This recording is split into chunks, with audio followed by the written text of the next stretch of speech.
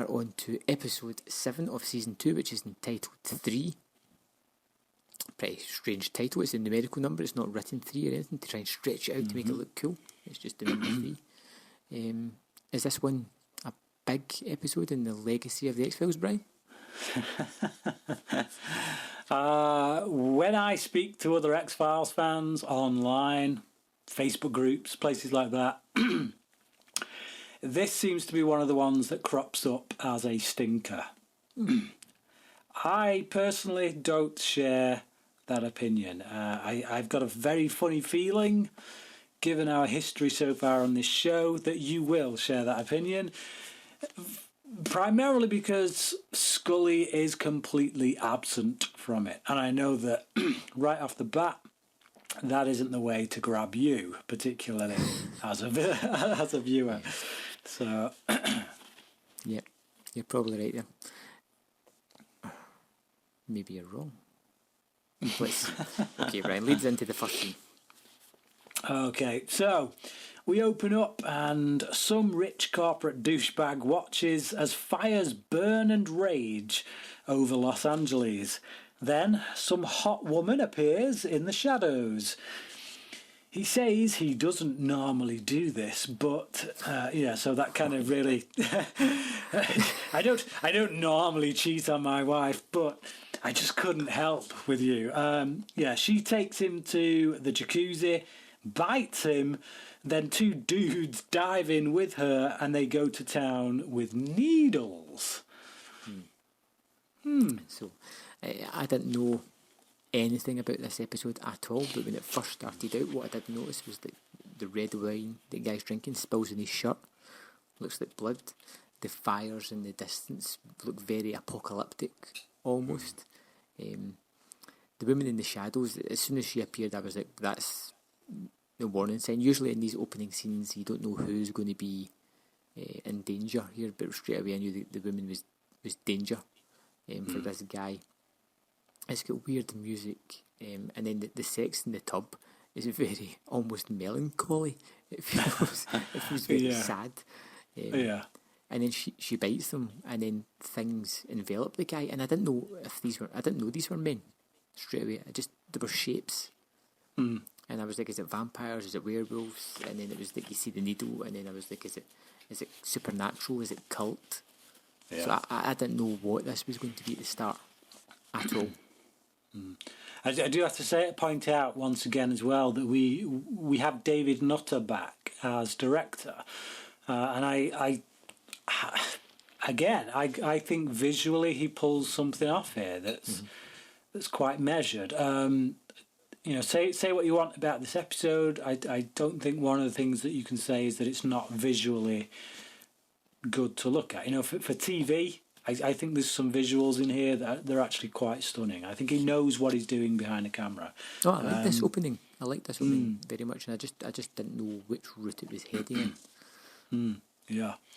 The bit where she stood in the shadows actually kind of reminded me of the episode Gender Bender. Right, yeah. if you remember that one when... how could I forget, Brian? Yeah, how could you forget that classic? But yeah, there's a scene in that when I think that was the...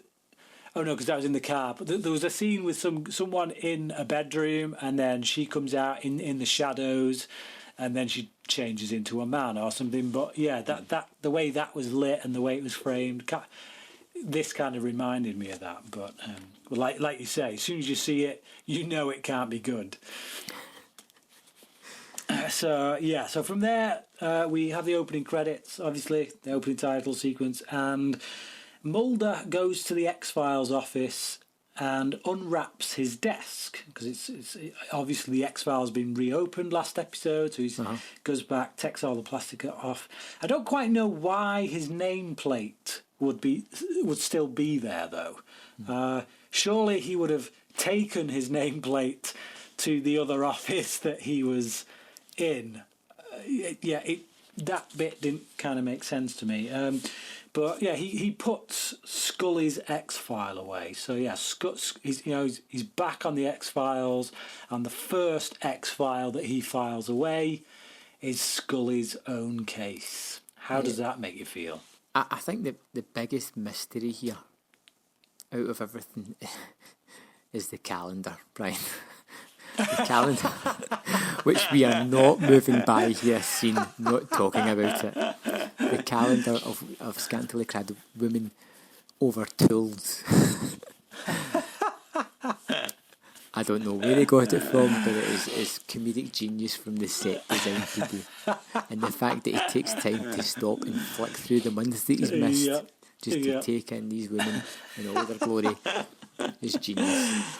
Again, it reminds me of that other classic season 1 episode, Jersey Devil, when Scully comes into the office to tell him about this case, and he's just sat there reading whatever it was, Jugs magazine or something like that. He claims it's for the article about a woman who's been abducted, but yeah, we know better. And given this calendar, so by the time Scully's files getting put in the filing cabinet, all I'm thinking about is why would anybody have a calendar like that? So it kind of robbed me of going like, oh no, Scully's the next file. Man. Okay. Moving on. Mulder arrives at the crime scene. So for the crime from the opening scene. Well, just before that, there's scenes of the fire again. And you get the plane sort of dropping water onto the fire, and again, like the water's red for some reason, maybe some chemical that kills the fire, but it's all this symbolism right through the start of the movie of red. Red seems to be the predominant colour, and obviously it comes into the story itself with blood, but I just noticed all these symbolic elements of red throughout this episode. Yeah, I mean, a few episodes, 3 episodes ago, we had an episode called Blood, and actually watching this one, you kind of feel like that title would have been better suited to this episode. Yeah, and Blood should have been called Stealth Helicopter.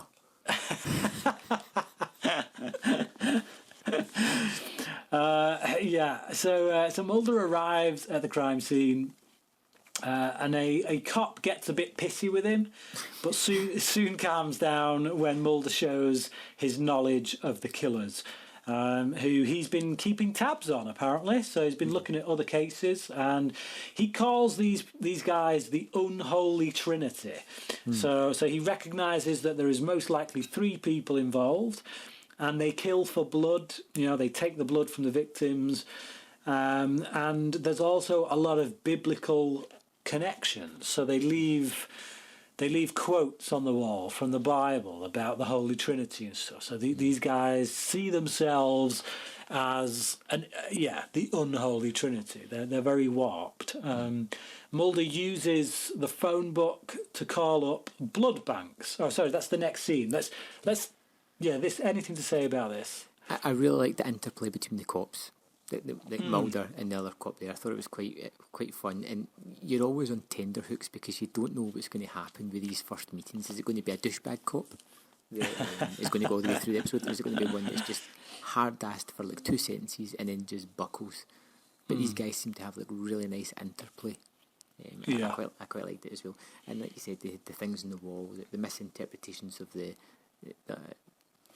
religious comments, which I quite like the fact that Mulder mentions that, like they're misinterpreting things which throughout history many people have done and used it for their own purpose to do nefarious things. So I just like the fact that he brings that up.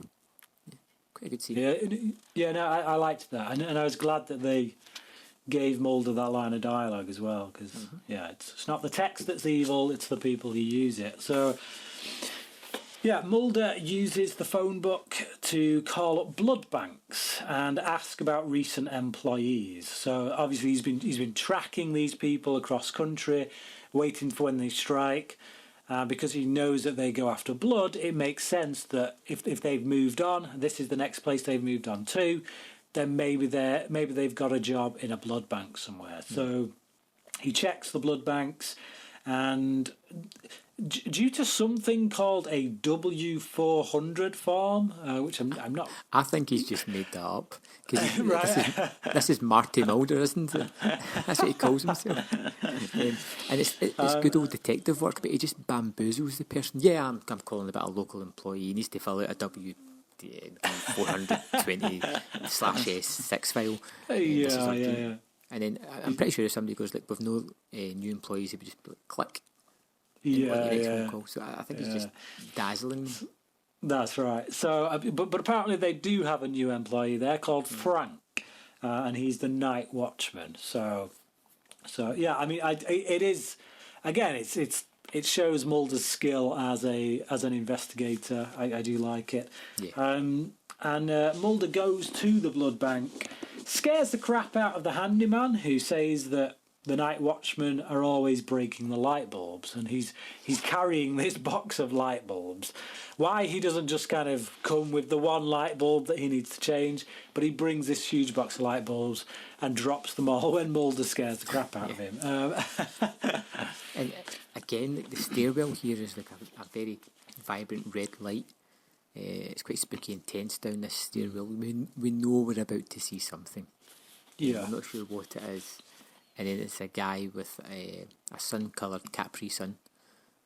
Sorry, red-coloured. He's just kind of sucking on this blood. A blood pouch, yeah. So it's such a weird image, and he's really going for it. It's weird. Yeah. I like how Mulder at first he hears it and he's like, I'm not putting my head around there. So he picks up this little mirror thing and kind of puts it around the wall. And but yeah, so yeah, some weird dude, Frank apparently, just sucking on blood out of a pouch. Yeah, but Mulder alone. Nobody for backup. Nobody. I was going to get there. Mulder nails this guy, and not for the first time in this episode. In fact, Mulder actually has some pretty decent fighting chops in this episode, and I can only assume that it's because this guy in particular is not a fighter. He's a lover, not a fighter, definitely, because he's a sucker. Yeah, he's a sucker for punishment, but. Yeah, quite a surprise to see Mulder take this guy down. So Frank, we cut to this scene, and Frank is in this kind of holding cell, interrogation room. There's this bright light on him, and he's screaming. He's like, "Turn off the light! Turn off the light!" And he won't talk to these guys until they turn off the light. Mulder comes in, puts a red light on. So he swaps the light bulb, puts this little lamp on, puts a red light bulb in it. And then Frank kind of stops screaming and he points to Mulder and he says, "I'll only talk to him." To which the response from the cops is, "Lucky you." And then, so they leave the room, and Frank calls. He has a good conversation here, Mulder and this guy called Frank, and he calls himself the son, and this other guy who's with him, the father, and the other one who we can only assume is the woman, the unholy spirit. And he says it's not Mulder, it just is. Can't be seen in a mirror. There is no afterlife. Scrap this a sec. Let me just read my notes. Frank calls him the father, the son, the unholy spirit. Says it's not Mulder. It just is. Can't be seen in a mirror. There's no afterlife. Oh, not murder. Sorry. I thought my note said it's not Mulder. Right. So So Frank calls him and this group of people he's with, the ones that Mulder calls the unholy trinity. He calls them the Father, the Son, and the unholy Spirit. So he sees himself as the Son. And he says what they're doing is not murder. He equates it to like an animal killing another animal for survival. Mm-hmm. He says it just is. And, he says that he himself can't be seen in a mirror, to which Mulder quickly sees him in a mirror. He holds up a thing, sees him in a mirror. And this guy has really got a bee in his bonnet about there being no afterlife, that our time on Earth here, this is it, this is all you get. So of course, why wouldn't you want to prolong your life, even if you have to live it out in the daylight, in the night time, I should say. So yeah, interesting conversation, I must say, between him and Mulder. What? Yeah, I mean, you instantly get Mulder the profiler, because coming in with the light, knows exactly what this guy needs to open up, sets it out and deals with it. Quite clearly the two detectives that are interviewing him have no idea what's going on. Don't try to placate the man, but Mulder comes in and does it and gets him into a free-flowing conversation almost immediately. Yeah. And you see Mulder kind of playing along with him, with the whole vampirism type thing. The guy's kind of insinuating that's what he is. Mulder's just like, yeah, of course you are. So, even though he kind of knows it, and you have this idea again that this is a psychosis, or that's what I'm thinking. This guy is definitely psychotic in some way, shape, or form. Pretty good scene. Yeah. So far, so good. I do like that it sets this guy up as a joke, because, I mean, for one thing, he was taken down by Mulder. That right there makes him look like a joke. But just the moment when he says we can't be seen in a mirror, and Mulder holds up a piece of mirror and sees him in the mirror, and it's like instantly. But by Mulder doing that, we see that even Mulder doesn't believe this guy. Even Mulder, the one who looks into paranormal stuff, he doesn't believe this guy. And we as the audience don't believe this guy because Mulder's test proves that he's full of crap, I can't be seen in a mirror. Well, actually, you kind of can. So this guy just looks like a complete idiot who's lost in psychosis. And I genuinely believe that's what it is at this point. So we move from there. Mulder has this idea, because when Mulder asks him to give up his accomplices, he says that they're the only ones who can kill him. Mulder says otherwise, and what he does is he puts him into this holding cell, this other holding cell, with this kind of window thing at the top with bars in, and the sun's coming up. So this guy, psychosis or not, he believes that the sun can't, he shouldn't step into the sunlight. So Mulder kind of says to, the cops are like, what are you playing at, kind of thing. Mulder's like, look, this guy's clearly delusional, but if we play along, make him feel like we're going to let the sun come up, he might talk. So he does, but unfortunately, when the sun hits this guy, he goes up in smoke, much to the surprise of Mulder and everyone else around him. And you, yeah. So, yeah, I don't think we're expecting it at this point. It's kind of like we've already established that this guy is a joke. What he believes in is just nothing more than bunkum. And we do find out later on, in fact, that even to this guy himself, he didn't believe it.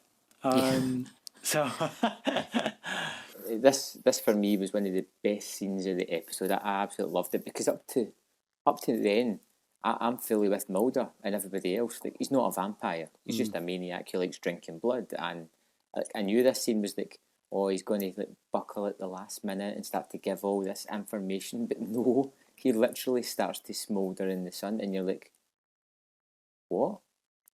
Really? This is really happening? The X-Files are tackling vampires? Really? Yeah. No, and then you start to think there must be some other supernatural explanation, but then you just go back to, really? It's just, but I thought it was a terrific scene. Because I mean, obviously I've seen this one many times, so that kind of shock value's gone now. But from what I can remember about it, when I like the early days when I used to watch it, I did have that feeling that this isn't the route they were going to go. That it was going to be, there's going to be some kind of psychological thing involved, maybe some other mystery that comes out, but not straight up vampires. But no, they go there. They go there big time. Okay, so the medical examiner, who you may notice as the scientist guy from the Erlenmeyer flask, suggests Gunter's disease, which is extreme photosensitivity. And Mulder says that it's not Gunter's, but that ignorance to Gunter's probably led to the creation of the vampire myth in the Middle Ages, which is a nice little bit of history, I guess. I'd imagine there's probably some truth to that. Mulder suggests he may have actually been a vampire. And I absolutely love the medical examiner's response when he just looks at Mulder and says, "You are really upsetting me on several levels." Yeah, it's tremendous. That's one of the best lines we've had yet. But they examine the body anyway, and they find a nightclub ink stamp for a place called Club Tepes on it. Yeah. So yeah, anything else to add about this scene before we move on? No, I really like. I like that the scene with the doctor, and that line specifically is one I've got a note of as well. I think that's terrific. And what I like best about it is it feels like a really poorly written line. You know, one of those you're really upsetting me right now. And in most of the other episodes, if it was any of those other medical people who were delivering it, it probably would have fell flat. But the guy actually just he sells it. He sells this really, really awful line to that point where you go like, you know, that's absolutely fantastic. Yeah. It's definitely in the delivery. So yeah, Club Tepes. Here's some freaky ass stuff going on. Oh, wow. So yeah, this turns out to be some kind of weird S&M club. Mulder meets Kristen. I couldn't help but think of Kristen Stewart at this point, given the whole vampire connection, Right. Twilight and all that lot. But yeah, he meets this girl called Kristen, who reads that he's lost someone. She just like, yeah, it's bizarre. They make this kind of weird connection straight away.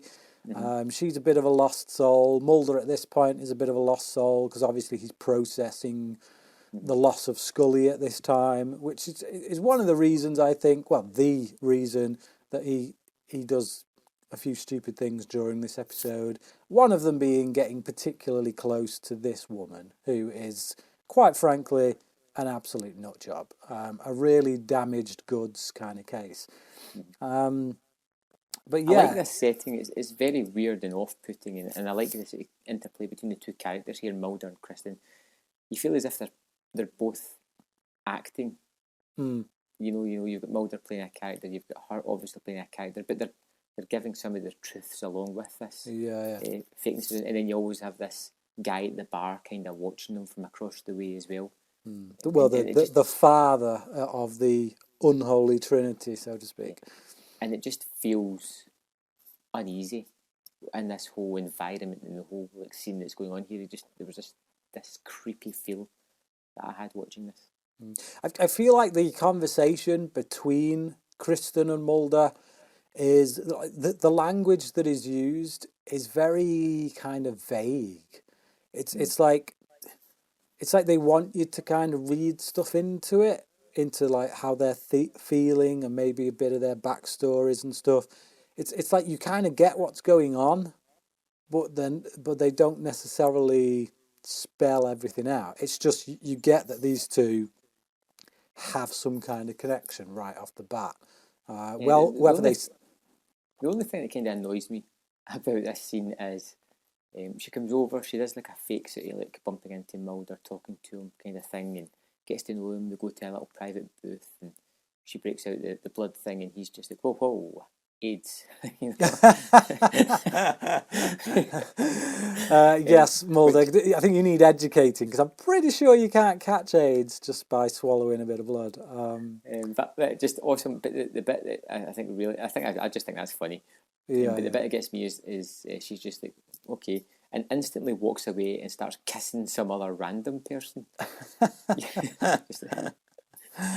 Yes, it's a real selling point, isn't it? Oh yeah. It's like if you were Mulder, you'd be like all over that. Oh man, good grief. Definitely damaged goods. So yeah, that was my note basically. Mulder's worried about AIDS. Triple question mark. Huh? So she takes this other guy home instead.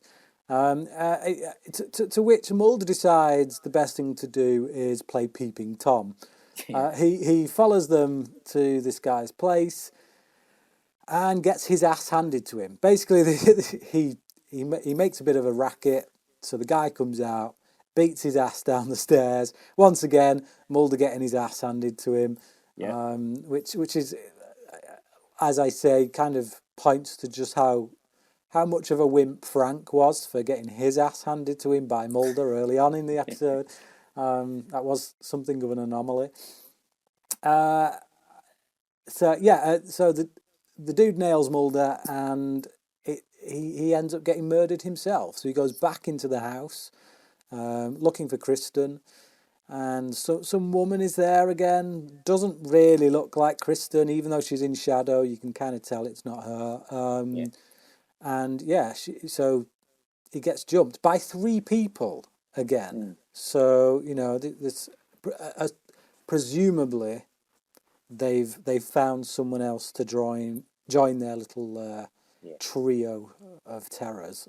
So This scene is kind of funny. I think it's supposed to be, or it's trying to be kind of sexy, but it's just weird and off-putting. the strawberry juice. Oh, and then the thing is in the first scene, it's kind of almost sexy, and then it turns into like an attack. This one's just brutal. The attack. There's no sexiness about it. It's just brutal, animalistic, vicious. The guy just gets taken down. Yeah, it's which kind of makes sense given what we'll know in later scenes. So. But yeah, it seems like this guy's was it I think it was raspberry juice, wasn't it? It just seems something like that. Yeah, it seems like he's got an awfully oversized can of raspberry juice. It looked like industrial kind of tin, but whatever. Okay, so the coroner says that there are 3 sets of bite marks on the body. So we know that there are 3 people involved in this attack. Mulder finds Kristen's fingerprints on the tin of raspberry sauce, the ridiculously oversized raspberry sauce. Then he sees that Kristen's previous addresses were near the previous victims. He goes back to headquarters, basically does a bit of digging. Sees that her address, all of her previous addresses were near the previous victims, making him suspect that she is the unholy spirit of this trio, so to speak. Are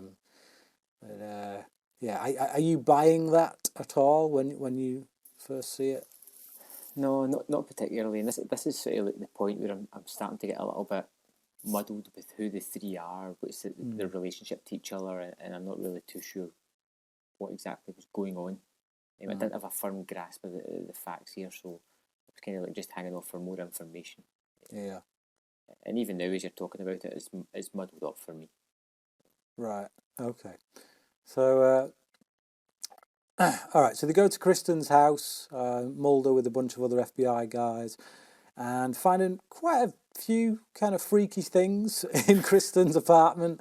One of them being this bread that she appears to have cooked with a load of blood in it. It still looks pretty rare, to be honest. Yeah. Like Mulder just prizes it apart, and the blood just kind of comes pouring out. It looks pretty disgusting, to be honest. But Mulder says she's gone and that she isn't coming back. He thinks that's it. She's done and they should leave.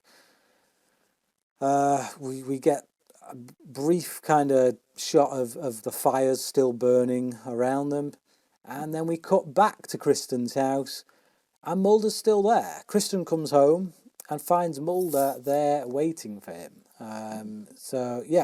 The bread apparently was a protection kind of spell thing. So Mulder deduced from that maybe she isn't part of this trio, but that she's afraid of them, that they're following, rather than her following them around, it's actually that they're following her around. So he wants to know the connection.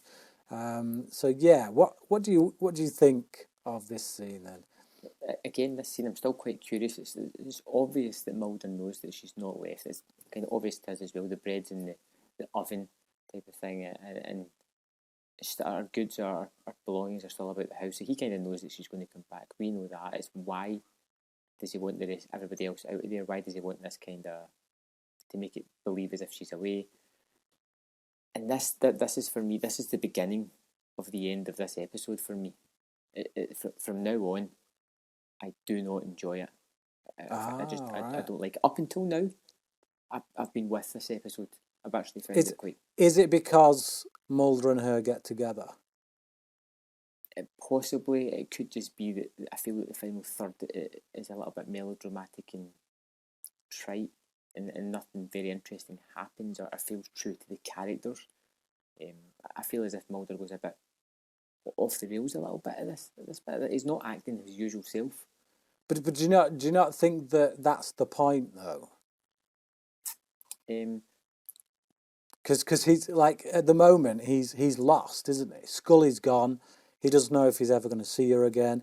And I genuinely think that what they're trying to convey here is that Mulder's just he's almost not caring about himself. It's like he's just acting on impulse, letting impulse drive him and take him down some.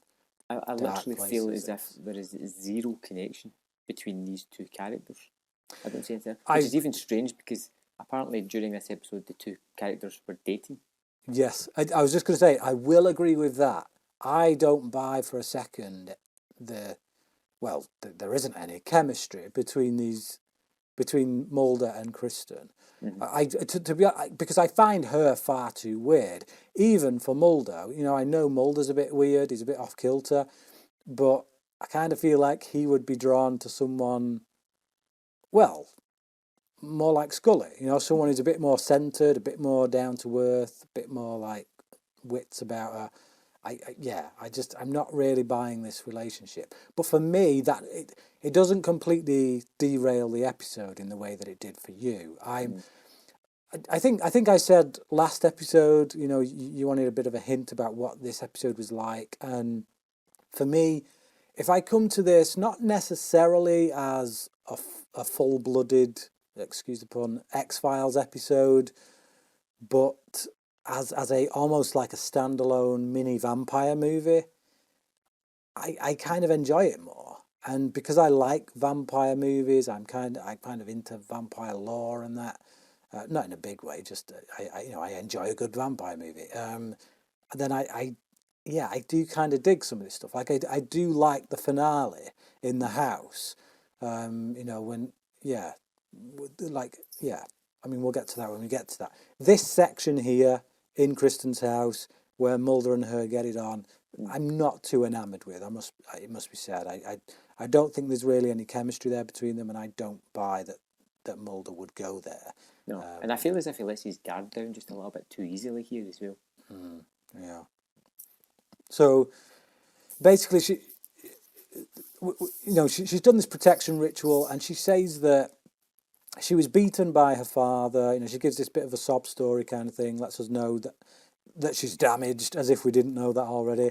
And then she met John, otherwise known as Frank. We know him as Frank, or the son from the unholy Trinity, or whatever you call him. She says no, his name's John. So yeah, I'm not quite clear why they still want her, but they do for some reason. So they end up killing people in the area that she is. She moves on to get away from them. They follow her, carry on killing where she is, and it's because really John wants her to join them. Mm-hmm. She wants her to join their group. She's not interested. You know, they got into some wacky stuff when they were together, but when they pushed it too far and started killing for blood, she was like, no, sorry, I'm out of here. And they kept on following her around, trying to get her to join. That's supposedly an intimate moment. Mulder says he'll stay to protect her. But yeah, really, I think he's just smitten and wants to get it on with her. And again, I think a lot of it is down to the fact that at the moment he's just feeling damaged, so he's drawn to someone who's damaged, so he can, I don't know, expel that out of his system, I guess. But yeah. So did you want to say something then? I feel as if it's such a promising start to this episode, and it falls away with this character whom I have no connection with. I have no interest in her. I don't care if she lives or dies, to be honest. I'm more interested in Mulder, and this feels like not just a Mulder that's out of control, but a Mulder that's just completely opposite from anything that he would ever do. It put me off almost instantly. Right. And that's from an episode that I was enjoying. Right. All right. Well, yeah. I can see that. I can kind of understand that. Like I wouldn't sit here and say you're wrong. I get I get that because I can be that kind of guy sometimes. If I feel a particular way, I'm like you're wrong. No, but in this instance, I can't really argue against it. But I think it just comes down to subjective feeling. And for me, while I don't like her character, I don't have too much trouble accepting that Mulder would behave in this way, because I think he's suffered a great personal loss. I don't think he's really in a place where he feels he's got that much to live for at the moment. I don't want to get into the big, deep and meaningfuls, but I have been there myself, not to this extent, but I've been to places where actually because of certain events, I kind of just stopped caring really about anything, and eventually including myself. So you end up into a bit of a pattern of self-destruction, which to people looking from the outside, they just think, what's going on there? That's not you. You don't do that. So I can buy this behaviour from Mulder. I just, like you say, I don't like this character. I'm not drawn to her in any way. I think when I was younger, when I first watched this, I thought she was attractive, and I probably liked it a bit more than I should because of that reason. But now, in adulthood, gotta say, I don't like her. I don't really like her one bit, to be honest. But I do buy Mulder's behaviour. So because of that reason, I am kind of still on board with the episode. So she gives Mulder a shave, cuts him, goes to put the blood in her mouth, and Mulder stops her and says, "That's not who you are. It doesn't make you happy." To which I say, have you not been listening to a single word this woman has said, Mulder? It's like she seems to be, she seems to think she's quite happy doing this stuff. So I don't know. It just kind of tells me, Mulder, you don't really know this person, and why would you? You've only just met her. But all the while John is watching. So the two of them start getting it on, and all the while John is watching from the shadows. So he's alive. He was burnt. He was burnt to a crisp in the cell, but he's back from beyond the grave. So we cut from there to Kristen. It's just after Mulder and her have got it on, and she wakes up, gets out of bed, goes to the kitchen for something, and John's there. He grabs her in the kitchen, tells her it's real, much to his surprise, and also says she must kill Mulder to join them because Mulder has the spirit of one who believes. So, I kind of like this guy. I got to say, I kind of like the actor playing John. I like the way he plays it. The fact that he's just as surprised as anyone, and they start to kind of build up their own kind of lore here, their own kind of vampire lore that feels like it would fit in with any other kind of vampire movie I've seen, and I like that spin on it. I like the interesting spin that in order to become a vampire, because he essentially became a vampire by accident. He acted like one, but he wasn't really one. But actually, on some kind of spiritual realm, because of the stuff he was doing, he became one, literally. And so I like this angle that actually, if she kills Mulder because he's got the spirit of one who believes, then she too will become one. Yeah, I don't know. I think for you right now, you're just out, aren't you? You're just I'm out the episode, and I'm more hung up on how did they survive. And I'm like, how the hell did he get back here? Why? How? And there's no answer. You're not given an answer because I don't think there's a really plausible answer to get. Well, I don't think you need one, really. I've seen plenty of vampire movies before to know that, when a vampire can be resurrected. You look at them Christopher Lee Dracula movies. There's a few times in those you see him get resurrected, and I just assume that, he got taken to his grave and he was, it don't bother me. Okay. So she wakes Mulder up, tells him they have to leave. There's a bit of tension there. There's a bit of tension there. You think she may be going to kill. Yeah, she's got a knife kind of tucked behind her back. Yeah. Looks like she's going to go in for the kill with him. And then she uses the knife on someone in the shadows instead. At first, I think, oh, she's just killed John. But no, it's the other guy. So the one who is referred to as the father, who's never actually spoken in this episode. We saw him in the bar, and I think maybe somewhere else. And now she's just killed him. So yeah, he comes out the shadows, falls down dead. That's one down, 2 to go. So Mulder and Kristen then go to run out the house. John kind of jumps Mulder. They have a nice little fisticuffs moment, bit of a fight. Once again, Mulder takes this guy out, proving just how much of a pussy this guy is. Even as a vampire, even as a proper vampire who has come back from beyond the grave, he still gets taken out by Mulder. What this guy needs to do is he needs to believe that he's a trained fighter. He needs to have that believing in a spiritual realm he'll become a trained fighter. So he gets nailed. Mulder ties him up, and him and Kristen go to the garage, get in the car, and they are attacked by the third member of the Unholy Trinity, the Unholy Spirit, and this is the woman. So this is the first time we get to see her in the light. We've seen her twice so far, and she's been in shadows.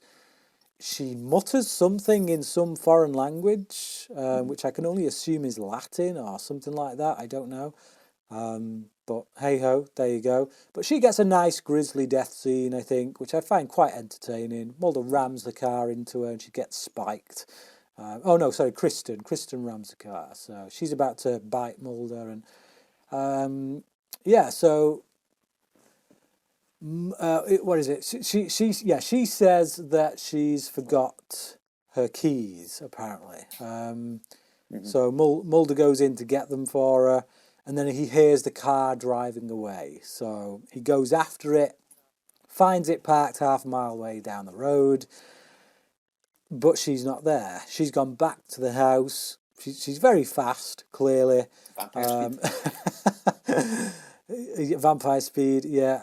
And basically, she douses the house in petrol and blows it up, telling John that she can kill him because she has the spirit of one who believes. Mulder gets to the house just in time to see it blow up. Nice kind of explosion there. And I gotta say, from the moment John comes into the kitchen, well, from the moment she goes to Mulder with the knife, I kind of like this ending. I kind of like the way that these three get taken out. It's some nice bursts of action, a few grisly moments. It just feels a little bit rushed. It's almost like I need to wrap it up. But I think there's a lot going on in this episode that the timescale of it is a hindrance. It needs certain things fleshed out a little bit more, and it could have been something really good. I think because they rush a lot of it, because of the 42 minutes, 44 minutes, it just doesn't quite tickle the boxes for me. I don't know, like when she's taking out all these different, these 3 different vampires at the end, to me it kind of has that, obviously nowhere near as good, but like that Lost Boys vibe where, when you sit there and watch the Lost Boys, there's 5 of them, and you're kind of counting them down. Oh, that's one gone. Oh, there's another one gone. And I kind of get that here, really. There's 3 of them, how they're going to get it. But yeah, I hear what you're saying, though. So, yeah, we get one final scene. It's kind of the aftermath of the explosion. Fire crew is there. This fireman comes up to Mulder, says that informs Mulder that they found 4 bodies, and we see Mulder holding on to Scully's cross. Draw whatever symbolism you want from that, but I feel like Mulder, it's kind of like a bit of a wake up call to Mulder that like what the hell have I been doing with myself these past few days?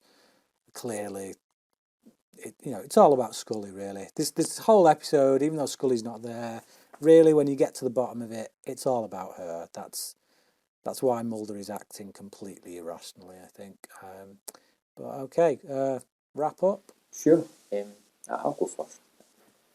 I like a lot of this episode. I like all the sort of red throughout each and every scene. That there's lots of images of red things here, there, and everywhere. Whether it be the fires, the sunset, or pouches of blood, or raspberry sauce, or whatever it may be, red wine on a shirt. There's lots of these things I really like.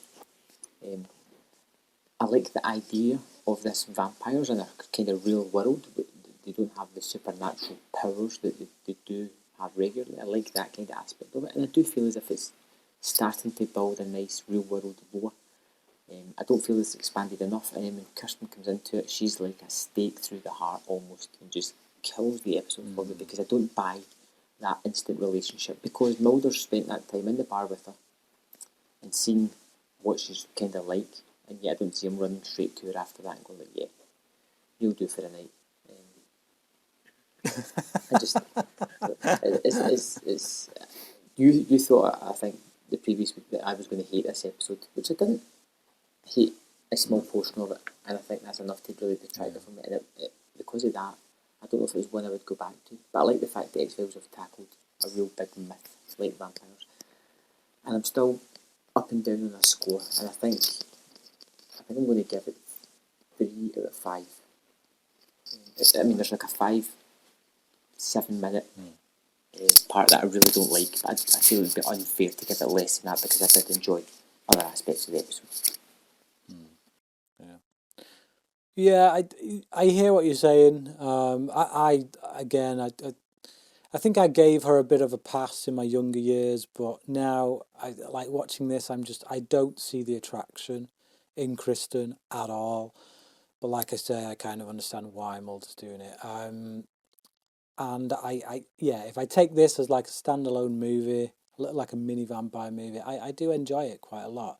I like much of the first 2 acts.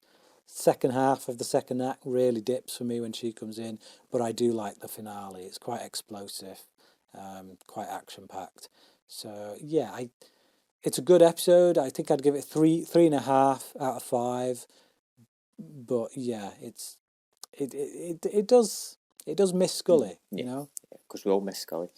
So to give me a brief outlook on One Breath, the next episode. Yeah, it's time to cheer. Scully comes back, so Yay! I think you're gonna like it. If my prediction of this one was that you were gonna hate it, I predict that. Dare I say you'll love it? I think you're gonna. yeah, I think you're going to love it. I think it's going to be a very good one. I think there'll be a lot to discuss. Very character driven, kind of proper mythology episode. So yeah. Cool. I will. So remember and join us next week where we'll be tackling One Breath, the next X-Files episode, 2.08. And we'll see you next time on the X-Files Revisited.